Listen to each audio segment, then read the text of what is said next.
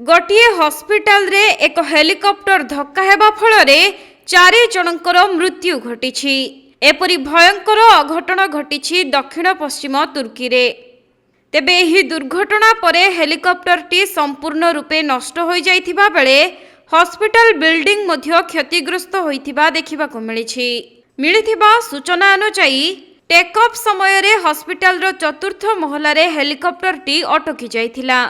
आउ एहा परे तळे कचाड़ी होई पड़िबारु हेलिकॉप्टर रे थिबा 2 जन पायलटଙ୍କ समेत जने डाक्तर एवं हॉस्पिटल रो जने कर्मचारी प्राण हराइछन्ति।